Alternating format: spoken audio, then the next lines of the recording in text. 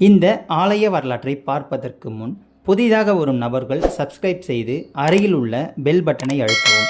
அப்பொழுதுதான் நான் தினந்தோறும் பதிவிடும் ஆலயங்களின் வீடியோக்கள் உங்களுக்கு நோட்டிஃபிகேஷனாக வரும்.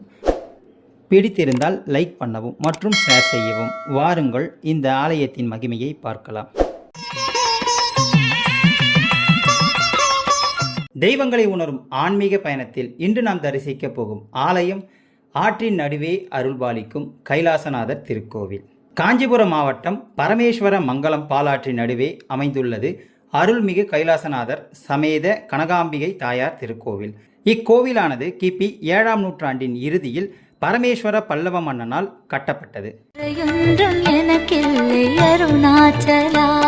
பூலோகத்தை கண்டு ரசிக்க வந்த ஈசன் நத்தம் என்ற ஊரில் குடிபெயர்ந்ததாக கூறப்படும் நிலையில் அப்பொழுது பாலாற்றின் நடுவே உள்ள ஒரு மலைத்திட்டில் அமர்ந்து தவத்தில் திளைத்தபொழுது அவரது ஆனந்த தவத்தினை காண வருண பகவான் ஆனந்த மழை பொழிந்ததாகவும் மழையில் நனைந்தபடியே தவம் செய்து கொண்டிருந்த ஈசனை கண்ட ஒரு பசுமாடு அவர் மீது மழை சாரல் படாதபடி அருகில் வந்து நின்றதாம்.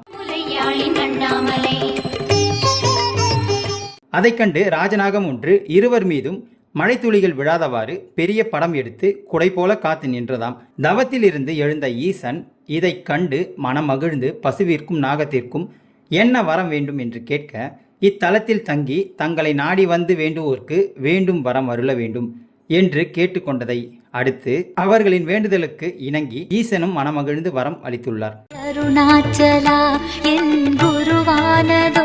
லிங்க ரூபத்தில் தாங்கி கைலாசத்தில் இருந்து வந்தமையால் கைலாசநாதர் என்ற பெயரில் இத்தலத்திலேயே குடிக்கொண்டதாக தல வரலாறு கூறப்படுகிறது. இத்தலத்தில் கம்பீரமான பெரிய திருமேனி கொண்டு 5 அடி உயரத்தில் பத்ம பீடத்தில் நின்ற கோலத்தில் பெருமானுக்கு இடது பக்கமாக தாயார் கனகாம்பிகை தன்னை நாடி வரும் பக்தர்களுக்கு வேண்டிய வரம் அருளி வருகின்றார்.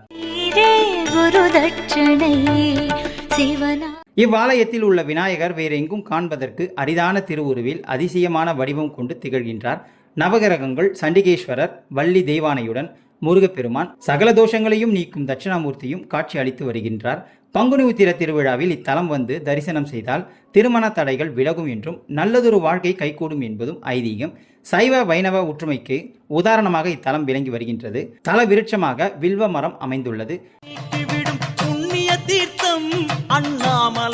நீருக்கு மேல் உள்ள தட்சிணாமூர்த்தியை வணங்குவதால் அத்தனை தோஷங்களும் நீங்கி குருவின் பார்வை கிடைக்கும் என்று பக்தர்கள் நம்புகின்றனர். சிவராத்திரியில் 4 கால பூஜைகளும் பிரதோஷ வழிபாடுகள், அன்னாபிஷேகம், ஆருத்ரா தரிசனம், ஆணி திருமஞ்சனம், ஆடிப்பூரம், சோமவாரம் போன்ற நாட்களில் சிறப்பு வழிபாடுகள் இவ்விடம் நடைபெறுகிறது. வள்ளலார் போற்றிய அண்ணாமலை வளமைகள். இதுவே இந்த தலத்தினுடைய தல பெருமைகளும் வரலாறுமாகும். இது போன்ற தகவல்களை பெற நமது சேனலை சப்ஸ்கிரைப் செய்யுங்கள். நன்றி, வணக்கம்.